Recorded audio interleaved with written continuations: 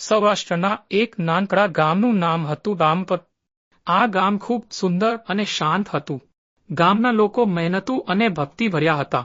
ગામની વચ્ચે એક પ્રાચીન મંદિર હતું જ્યાં વિહત માતાજીની મૂર્તિ સ્થાપિત હતી।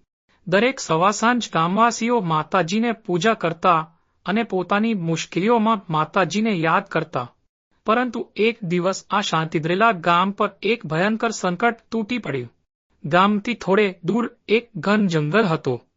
એ જંગલમાં એક ભયંકર રાક્ષસ રહેતો હતો જેના નામ હતું કાલિદંશ। તે ખૂબ જ ક્રૂર અને નિર્દય હતો। રાત પડતા જ તે ગામમાં આવી જતો અને પશુઓને ખાઈ જતો, ઘરો તોડી નાખતો અને લોકોને ડરાવતો। ધીમે ધીમે ગામમાં ભય ફેલાયો। લોકો રાતે બહાર નીકળતા ડરતા હતા। બાળકો રડતા અને વૃદ્ધો ભગવાનને પ્રાર્થના કરતા।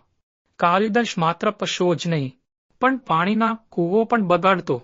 તે ઝેર નાખી દેતો જેથી લોકો પાણી પણ પી ન શકે। ગામના લોકો હવે તરસથી તડપવા લાગ્યા।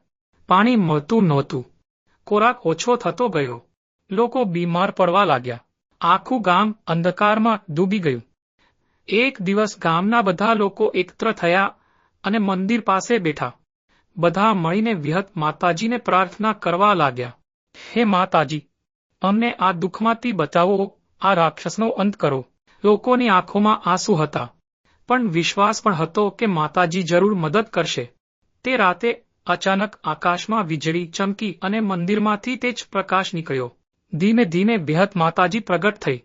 તેઓ અતિ શક્તિશાળી અને તેજસ્વી દેખાતા હતા। તેમના હાથમાં ત્રિશૂલ, તલવાર અને ચક્ર હતા। માતાજીનો સ્વર ગુંજ્યો, મારા ભક્તો ડરો નહીં, હવે આ દુષ્ટ રાક્ષસનો અંત નજીક છે। ગામવાસીઓ આનંદથી ઝૂમી ઉઠ્યા। માતાજી તેમને આશ્વાસન આપીને જંગલ તરફ આગળ વધ્યા। જંગલમાં પહોંચતા જ માતાજીનો સામનો કાલિદંશ સાથે થયો। રાક્ષસ હસ્યો અને બોલ્યો, તું કોણ છે જે મને પડકારવા આવી છે? માતાજીએ કહ્યું, હું વિહત માતાજી છું, આજે હું તારો અંત લાવવા આવી છું। એ પછી શરૂ થયું એક ભયંકર યુદ્ધ। કાલિદંશે આગના ગોળા ફેંક્યા પણ માતાજીએ પોતાના ચક્રથી તેને નષ્ટ કરી દીધા। રાક્ષસે પથ્થરો ઉછાળ્યા પણ માતાજીએ ત્રિશૂળથી તેને ચીર્યા। જંગલમાં ગર્જના થવા લાગી, વૃક્ષો હલવા લાગ્યા, આખી ધરતી ધ્રુજવા લાગી।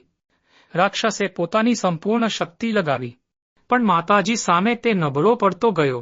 આખરે માતાજીએ પોતાના ત્રિશૂળથી કાલિદંશના હૃદય પર પ્રહાર કર્યો। એક ભયંકર ચીસ સાથે રાક્ષસ જમીન પર પડી ગયો। જંગલમાં શાંતિ છવાઈ ગઈ। કાલિદંશનો અંત થયો। જ્યારે ગામવાસીઓને આ ખબર પડી, તેઓ આનંદથી નાચવા લાગ્યા। પાણીના કૂવો ફરી સ્વચ્છ થઈ ગયા, પશુઓ સુરક્ષિત રહ્યા, ગામમાં ફરીથી જીવન પરત આવી।